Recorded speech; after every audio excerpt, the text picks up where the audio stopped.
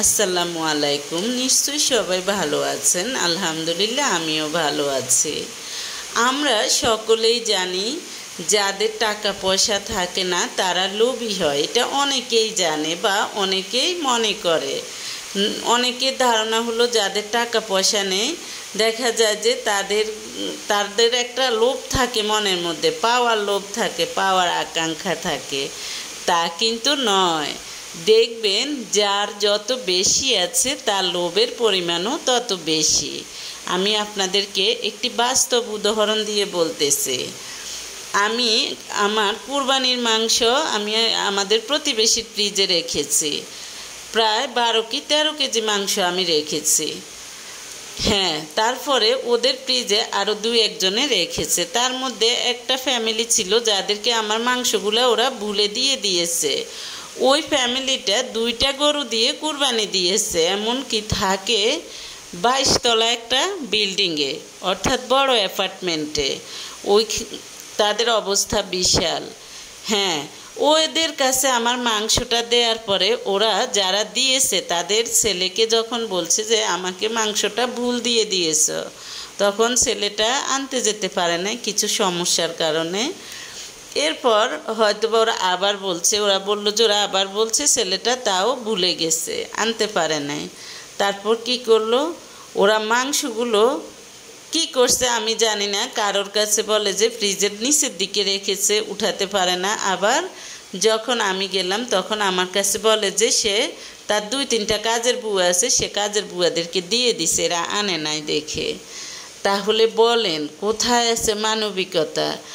সেই 22 তলা বিল্ডিংয়ে থাকা মহিলাটাকে দেখতে খুব হাইফাই ফ্যামিলি অবস্থা, একবারে সব দামি দামি ফার্নিচার, হাইফাই অবস্থা। কিন্তু এই মহিলাটা যে এই কাজ করেছে আপনারাই বলেন তার কি উচিত হয়েছে? সে আরেকজনের মাংস সে ভুলে তার কাছে গিয়েছে, সে এটা কাজের লোকদেরকে দিয়ে দিয়েছে।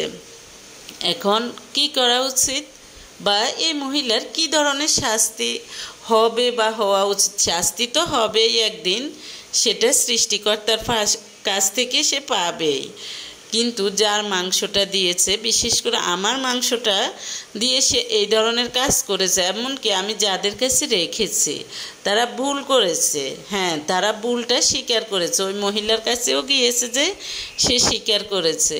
কিন্তু সে মহিলাটাকে দেখতে তো বাসা বা বাহ্যিকভাবে খুব হাইফাই মনে হলো।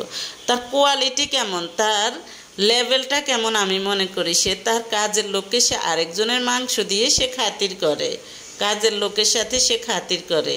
এই ধরনের মানুষ আমি মনে করি সমাজের নিকৃষ্ট।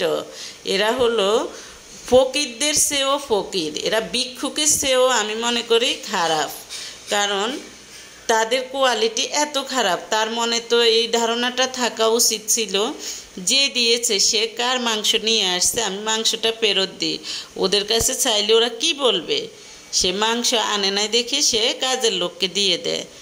হ্যাঁ, আমি অনেক কষ্ট পেয়েছি ঘটনাটা। তবে কেউ এই ধরনের কাজ করবেন না। আপনাদের কাছে যদি কেউ কখনো রাখে, যার জিনিস তাকে ফসলেও ফেরত দিবেন।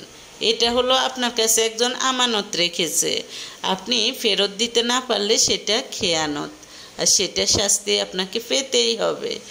তাই কখনো এই ধরনের কাজ কারো সাথে করবেন না। তাই আপনার সাথে শেয়ার করলাম বা আপনাদের সাথে শেয়ার করলাম।